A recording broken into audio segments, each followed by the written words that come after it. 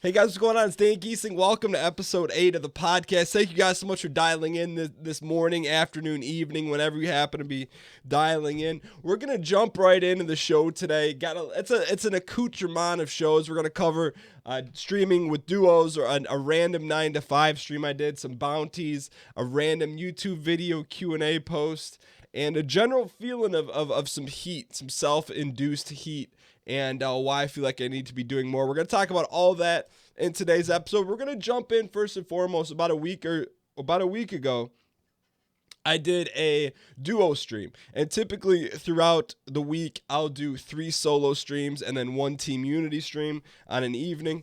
But every once in a while, probably say once a month, I will essentially do a duo stream or stream with someone else in place of the show. So it really, the way the show's lined up, you guys may or may not know by now, but Monday, Wednesday, Friday, 1 p.m. Eastern, I do one half of the show. We play Escape from Tarkov, one half Dark Souls 2. So last Wednesday, for the first part of the show, the first half, Escape from Tarkov, I did a duo with DeadlySlob, and we've done a handful of these. I'd say roughly one per month.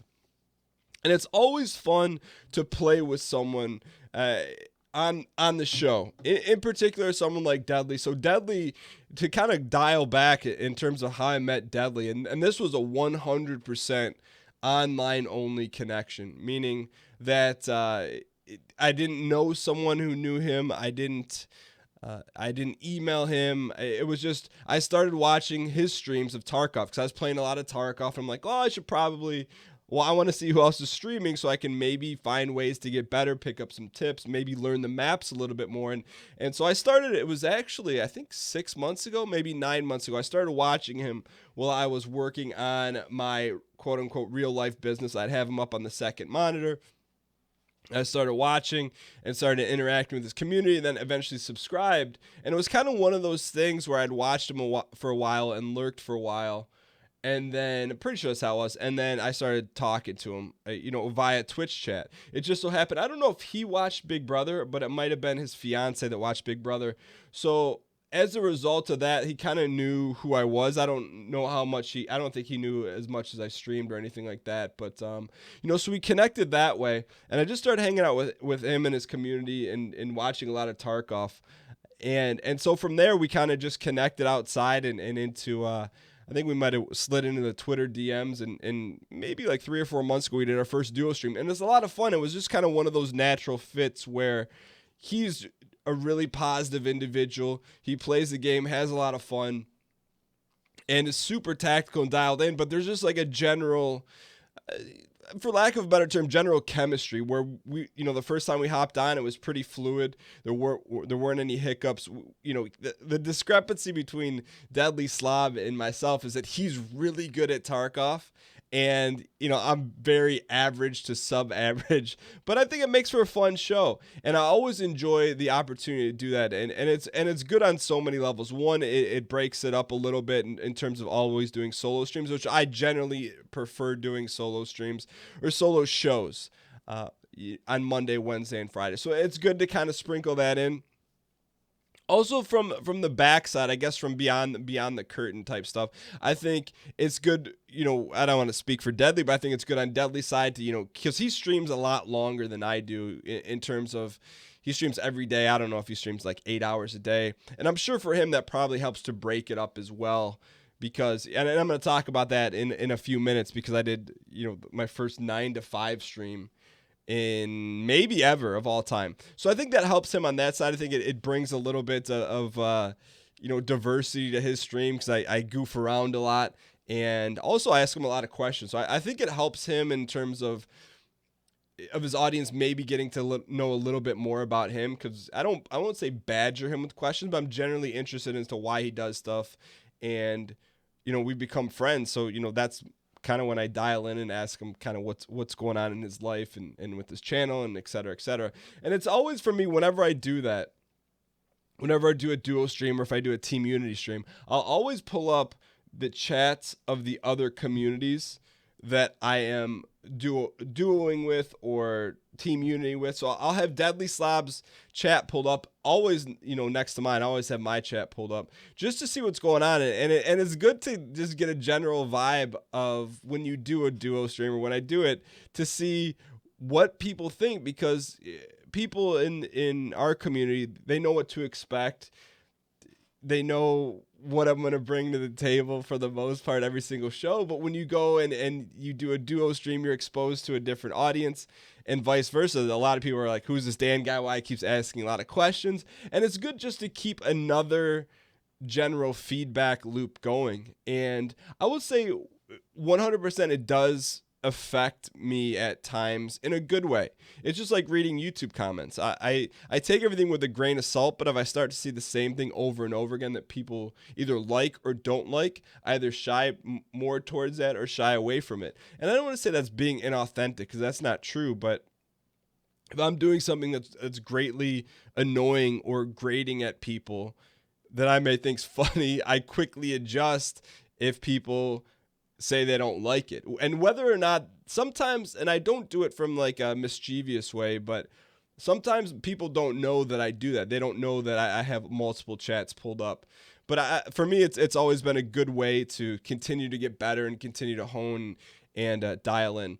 And then on the backside for me, talk about like the benefits. And I don't want this to seem like inauthentic isn't the right word, because I genuinely enjoy playing with DeadlySlob. It's not like, I play with him for other reasons. But on the backside, when you do stuff like this, when you take time away from the normal show, I notice from a interaction standpoint with my community, it's definitely a different vibe. So anytime I do a solo show, there's a high level of interaction between me and what's going on with the community in the chat.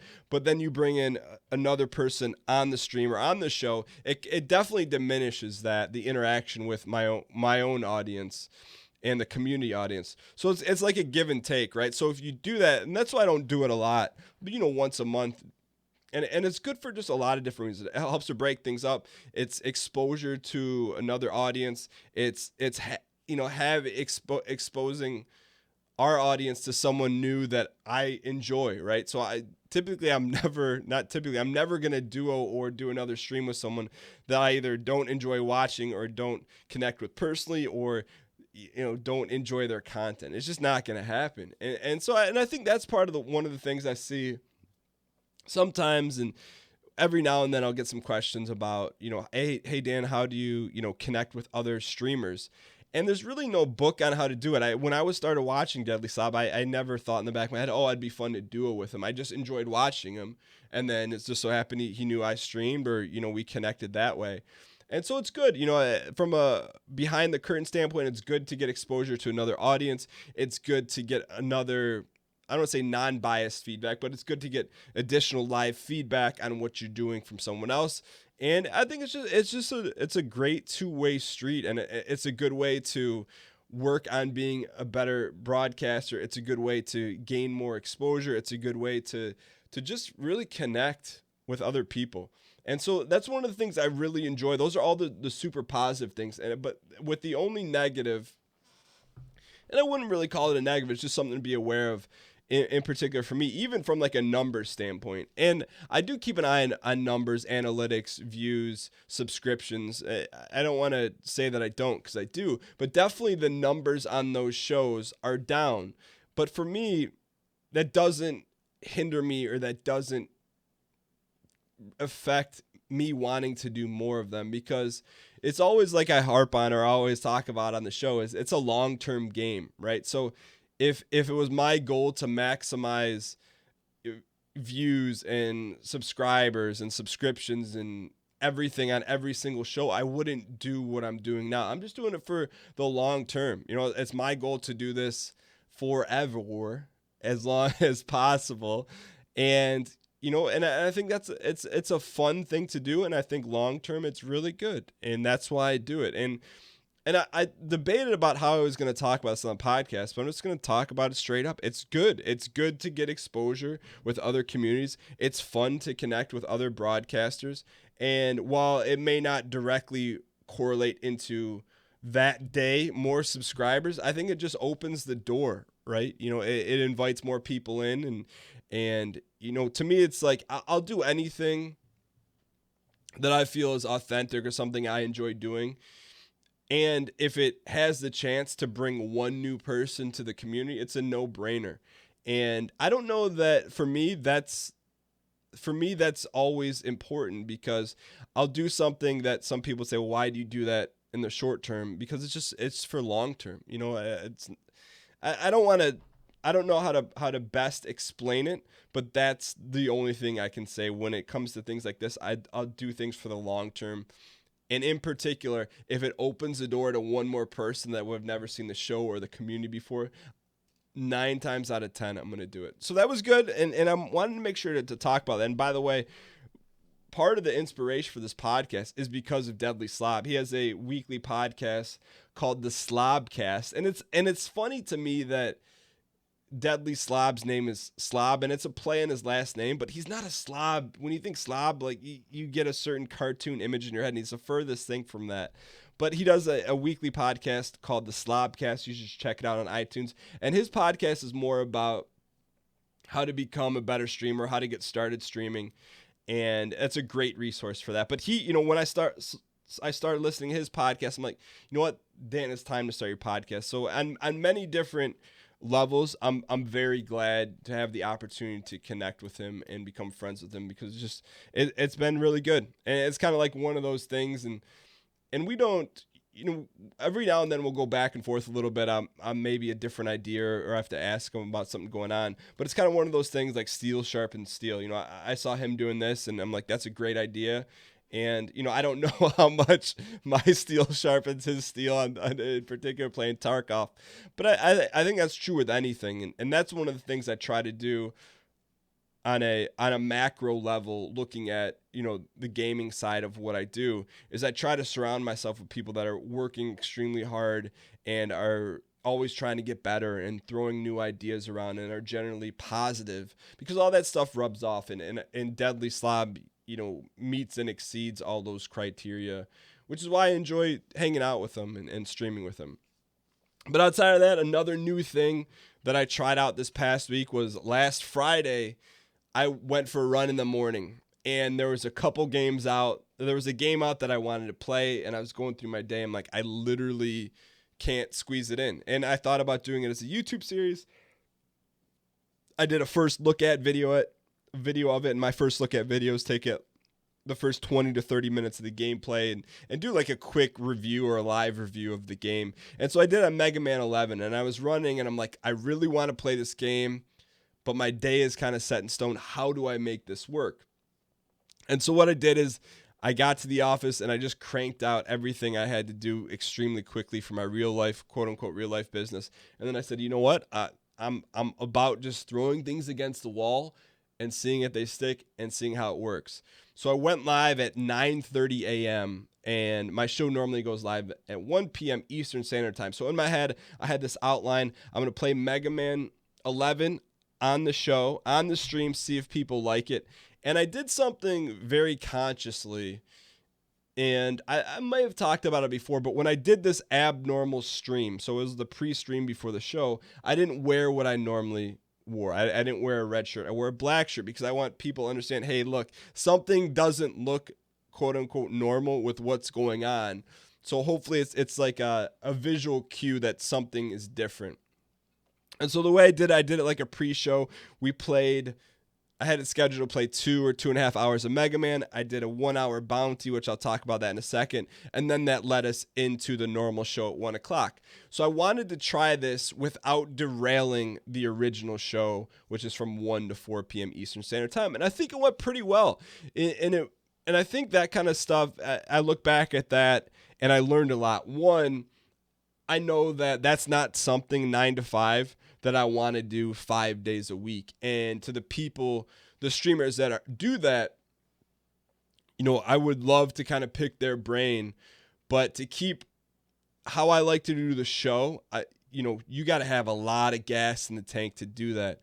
And so for me, I know at a certain point there's like a diminishing return from an internal standpoint in terms of how much energy you can bring to the table. And I knew at the end of that 9 to 5, I was like very gassed and in a good way. And at the end of a normal show from 1 to 4 p.m. Eastern, I'm gassed too. But this was like a different way, you know, and I feel like the pre-show, the way I approached it similar to the show, but not completely the same way. I don't know if that makes sense or not, but bottom line, it went really well. I think a lot of people like seeing a different game on the show or on the channel with Mega Man 11. And the way it was structured, Mega Man 11 went a little bit longer than I'd planned. And that's one of the things that definitely is a weakness that I need to work on. And you guys have heard me talk about it before in terms of, you know, on Tuesday nights when I do the Team Unity stream, I need to install that program to shut my computer down at 11:15. My thing is I get so involved and so into something that it will knock something off schedule. And so Mega Man went over and it pushed the show start time back by about 30 or 40 minutes, which is fine. But it led us to do a bounty. And I've talked about this before, probably might have been in the first show, but there's these things that Twitch offers called a bounty, and essentially it's a sponsored deal. It's like, hey, play this game for an hour and you get X amount of money based on the viewers. And for about 2 months, the bounties completely disappeared for me. I had done one bounty, which was to watch a 90-second trailer. I don't think I'd learned a lot from how I presented that to the audience, and definitely took that into account for this one. But anyways, I hadn't seen any bounties for 2 months, and in the crew's Discord, it's really cool. So where our crew, the NLSS, or the guys that hang out with that, there's a Discord channel, and anytime a new bounty is released, there's only X amount of them, right? So if there's 1,000 bounties, after 1,000 people claim it, they're gone. So it's really cool. But I think Bear started it. But Bear Taffy would start alerting everyone and say, hey, everyone, there's a bounty in here. Go check it out. So if you want it, you can get it. It was really cool. So they started doing that. And I saw these bounties start going by in the Discord, and they wouldn't show up on my back end of the channel. Things like Magic the Gathering, The Messenger, which is like an NES-style platformer. And these games that I normally would want to check out, it's like, hey, you can get paid in addition to doing that for a Twitch bounty. And I wasn't getting any of them. And I was cool with it, but I reached out to Twitch. I said, hey, here's what's going on. I don't know if there's something wrong. So after about 2 or 3 weeks of kind of going back and forth, one popped up. I think something was wrong on the back end, but I got a Magic the Gathering Arena bounty, which is a game. It's the only game right now that I play off camera. So I had a chance to do a 1 hour bounty for that. So I did that on Friday, and it went pretty good. And, you know, like I said, it's a game that it wouldn't normally be in the show because it's a little bit slower paced, but it's a game that I would normally want to play. So it's kind of one of those things where you can add some revenue to your monthly bottom line, and by playing a game you're already like. And to me, the thing I learned from the first Twitch bounty that I did, which was a little bizarre, it was watching a 90-second trailer live on the show, is to be super upfront about it. And not that I wasn't upfront, but put it in somewhere in the show that makes sense, that doesn't take away from everything. So the way I did this is I did it before the show, so it didn't have anything to do with the normal show from 1 to 4. And I think for the most part, a lot of people enjoyed it, and I had a lot of fun with it. So it's kind of like a triple win situation. But that's the thing for me, is the only bounties I'll take is if it's something I would at least do a first look at video of, meaning a game that's somewhat on my radar that I would check out and do a 20 to 30 minute video on, that I would take the time to integrate it in or around the normal show. Because the way my schedule is right now, I have the show as tight as possible based on all of, you know, what I need to get done in the day. So to add an hour on the show on the front or back end, it has to make sense internally, not necessarily financially, in terms of, is it a game that I like? And if it's not, there's no chance I'm going to do it. And I think that's, you know, for me, that's something that's pretty important. It plays back into that short-term versus long-term run of what we're doing here. And on the flip side, you go in your head and it's like, well, hey, look, there's all these bounties, and you don't know how long a program like that's going to be around, but it's an interesting thing in my head, because I'm of the DNA or the mindset or the internal wiring that, work as hard as you can. And while there's things available, do as many of it as you possibly can. And it's just balancing that with making sure it makes sense without alienating the audience and without doing something that's inauthentic that I normally wouldn't do. So I took another bounty popped up, and it's a game that a couple people asked me to play, and it's a game that I would do a first look at of. And then the other thing too is the other benefit of the bounty is they get the game. You're supposed to get the game key ahead of time, which is nice. So so that's good. So that was the bounties. The bounty went over really well. And I think this is maybe the most jump around podcast episode we've had, but it kind of plays into where my mind's at right now. And I think a lot of the ideas or the execution I have about executing more and in different ways on the channel comes during when I'm running. Or walking. So Saturday morning, I went for a walk and I started thinking about, look, I'm not really focused. I'm not really dialed in or happy with what's going on my YouTube channel. And it's not from a monetary standpoint, but I feel like I'm not delivering what people want to see on the channel. And the best metric for that is to see the views on the channel. And it's not a monetary thing on YouTube, because if I were to break down the hours, dollar per hour for Twitch via YouTube, it's not even close, but that's not what I'm concerned about. My thing is that's why I want to focus on it, YouTube, even more, because it's not about monetization. It's not about generating a ton of revenue, because that's not the thing. I just think YouTube is the long-term play that's sustainable long-term. But anyway, so I had this idea. I'm walking. I'm like, let me just put a 30-second video up on the YouTube channel and just ask people what they want to see on the channel. And it's one of those catch-22s, because I've talked about it before regarding polling a live audience. And I know we've done a show about it or a podcast about it, is that when you do something like that, you're going to get a helter-skelter or a wide range of answers. But for me, there's a lot of value in understanding where people are coming from in the community. So within 24 hours, I think there was something like 400 comments on the video, and it had a lot of views. And I was really thankful for that, because it gave me a chance to dial in and see what people were looking to see. So I went through the comments before the show, and I just did a little tally of what people wanted to see. It was a little surprising in some regards, but there was a huge proportion of people that wanted to see Star Citizen come back to the channel, which I'm going to talk about that at the very end of the podcast. A lot of people are enjoying the Tarkov stuff, and a lot of people wanted to see some more 2K stuff. And then there was a random kind of outlier. A lot of people want to see XCOM 2 come to the channel. And so it's kind of one of those things where you take the feedback, you take a step back, and you look at what's going on and be like, okay, how can I make this one tick better, or one move the needle just a millimeter every single day, make it a little bit better. And so it's one of those things where you take the feedback, but you can't really take it as, ink to pen, as a finalization, because you still have to make it work. And I'm not just going to do something if I think it's going to get the most amount of views. It's got to make sense in the long-term picture. But it was just one of those things where I felt like, I'm trying to do all these new things. I brought on an editor. I tried to cut down the Tarkov videos into more tighter, I wouldn't say not energetic, but more tighter, more entertaining, fast-paced. And I'm starting to read feedback on the edited Tarkov videos saying, hey, Dan, we missed the 30-minute videos where a narrative's built.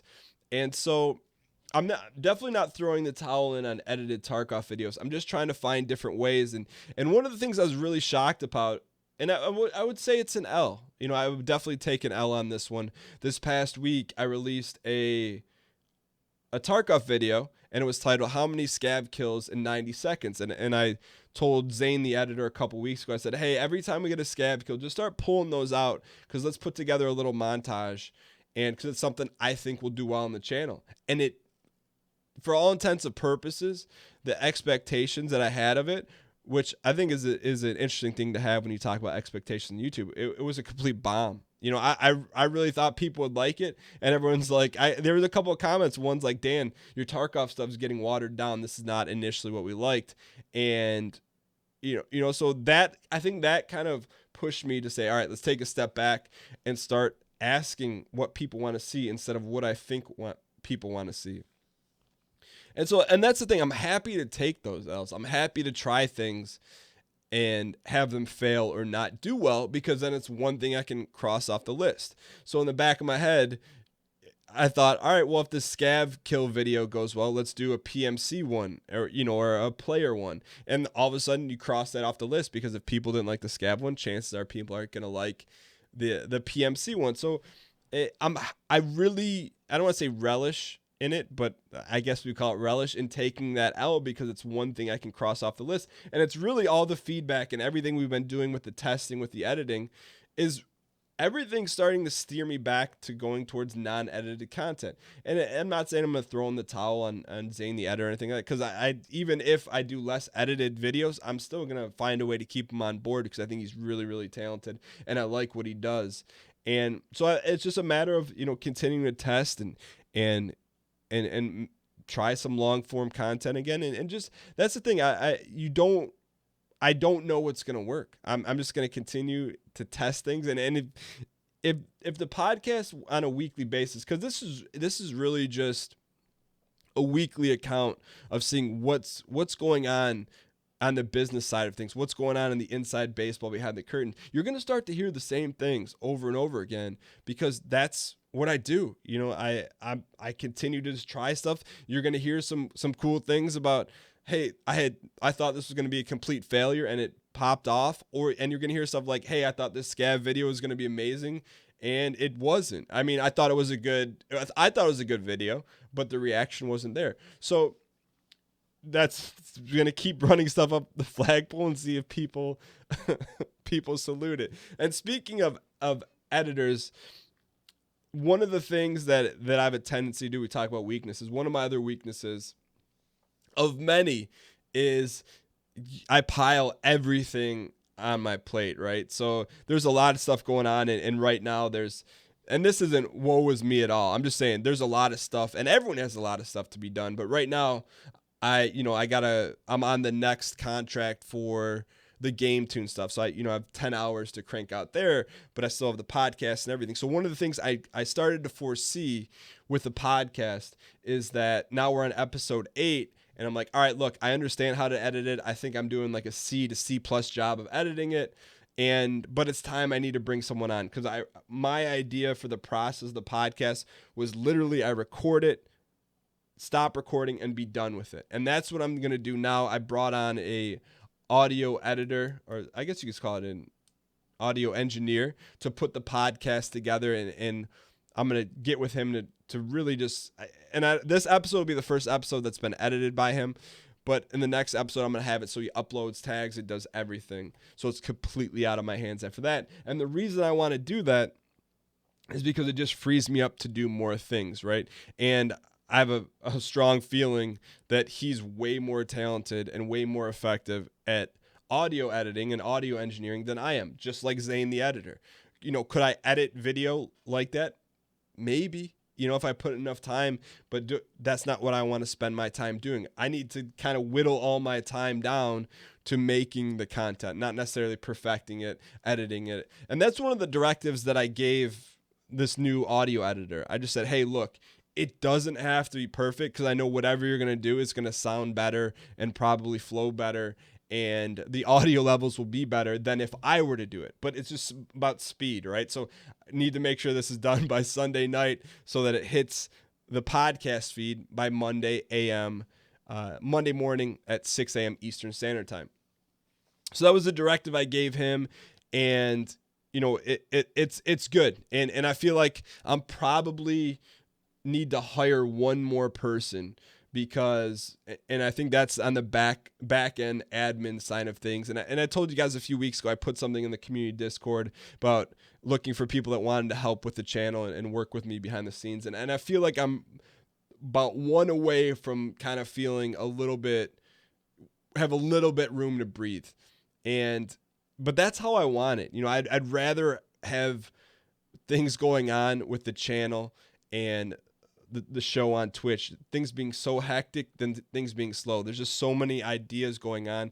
And that's one of the things I don't talk about on the podcast. I don't talk about ideas. I'm just talking about things that I've done, or things that are in the that have been started, or things that we've taken L's on. I don't want to talk about, oh, it would be great to do X, Y, and Z. Nah, I just want to tell you what happens after I do X, Y, and Z, because I feel like that's where the most value comes from it. Everyone's got, it's kind of like one of those, I love this quote, and it came from Mike Tyson, but it's like everyone's got a plan until you get punched in the mouth, right?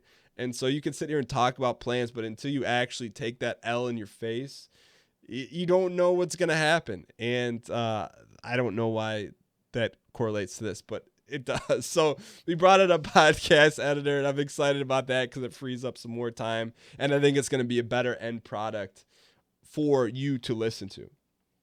So that being said, we're gonna shift in to the Q&A. And I pulled this question from the random 30-second video that I posted of me walking on Saturday in the middle of kind of like this wooded area. And it's from Dasbro. Dasbro's has been a community member for a long time. And he said, have you ever thought about going back to Star Citizen? And when I started covering Star Citizen on the YouTube channel, it started to do really well. You know, the channel really started to hit a little growth spurt. And I think partly because there wasn't a lot of people creating episodic type Star Citizen content. I also think there weren't a lot of people covering the game. And also, I think it helped that I had some involvement in the game as, you know, being part of one of their content series. So I think all those things kind of led to Star Citizen coming to the channel. And so to answer your question, have I ever thought about going back to it? Yes, I have. And I think I've been taking a half step back from Star Citizen. I stopped doing Star Citizen content because I got to a point where I still believe in the project. I'm still excited about it. But I got to a point where I was spending time, like 5 to 10 minutes of a video with it paused and trying to get into a game or trying to get into a faster server or dealing with a crash. And it got to the point where it's like, look, I don't want to, it was enough for me to say, hey, look, I don't want to do this right now. And also combined with, there isn't a whole heck of a lot to do in the game. So when there's more stuff to do in the game and it's a more smooth experience, that's when I can see myself getting back into some Star Citizen content. With that being said, I still follow the project from afar, but what that did was it allowed me to play some games that are more finished. And that's what led me to something like Tarkov, where, you know, if I were spending all my time on Star Citizen, I would never have played Tarkov. You know, to take it one meta step further, then I would have never met DeadlySlob, and I wouldn't have met some people in his crew. So I just started to want to spend my time creating content for a game where there was some more gameplay. And you know, there's guys in the NLS crew that, you know, poke jabs at me about Star Citizen and things about that. I still think it's going to be a great game. I think the development cycle is taking a lot longer than anyone expected, both on the consumer side and on the producer side of things. But at the same time, you know, I could see myself doing some random Star Citizen videos here and there. I know there's a big update coming in 3.3, and it's in the test phases now, or it's going to be in the test phases. But I just want to play it where I can play it in a format, or I can play it in a somewhat stable format, just because there's so many other options out there for games. And I just don't want to be in a position or be in a spot where I'm missing out on cool opportunities to play games that generally people want to see, because I'm spending time in a game that isn't quite polished yet. And I don't say that in a derogatory way, but it's the truth. You know, it's not ready yet. It's an extremely ambitious title, and you know, when it's ready, I'll play more of it. And I think that's a fair statement. And one of the hard things that it was for me to back away from Star Citizen is I knew that I'd spent a lot of time putting out a Star Citizen video every single morning at 9 a.m. Eastern Standard Time, I think for like 300 or 400 straight days. And then to have that kind of go away, it's like there was momentum that was built. There was expectations from people. The videos were doing well. Even to this day, on a monthly basis, one of the top 3 videos every single month from a view standpoint is a Star Citizen video. And I haven't made a Star Citizen video in 60, 90, 120 days. So, and I think that goes back to me for being like authentic. If I were still making daily Star Citizen videos, it wouldn't be what I truly want to be doing. Do I think the channel would have the YouTube channel would have grown a lot more? Yeah, but it would be a bit more forced, and I don't think you'll never see that from me on the channel where I'm just doing something because I think it's going to get the most amount of views. It's like finding that perfect middle road where it's like people love watching the videos and you love the game. And so I think it'll just take some time, but Star Citizen's not gone from the channel forever. It's just going to take a little while until the game's more in a playable state. But Daspero, I appreciate the question. And thank you guys for dialing in. I hope you guys enjoyed the show. If you guys want to get a voicemail question on the show, I know we did our first one last week in episode 7. You can go to dangheesling.com/ask, and you can leave a voicemail question right through your phone or on the app. It's super easy. But I want to thank you guys. Thank you guys so much for dialing in. I'm not sure if you guys know, but the podcast comes out every single Monday morning at 6 a.m. Eastern Standard Time. The goal for that, the reason why I release it at 6 a.m. Eastern Standard Time on Mondays is because I figured if you're on your way to the gym or you're on your commute to work, I think it's a perfect time for people to expect that. And so that's not by accident. Also, if you missed the interview, there was an interview that was published to the podcast feed last week. And I'm going to continue to try and push one of those every single week as well. So to have, in addition to the podcast, have another random audio, whether it's an interview or a rant or something pulled from the show, that's going to continue. But thank you guys so much. Thank you guys for all the love on the iTunes reviews. If you guys have any questions or anything you want answered on future shows, feel free to go to dangheesling.com/ask or tweet me. And, I'll at Dan Gheesling. And, I'll be happy to answer that on the show. Thank you guys so much for dialing in, and I will see you guys next week.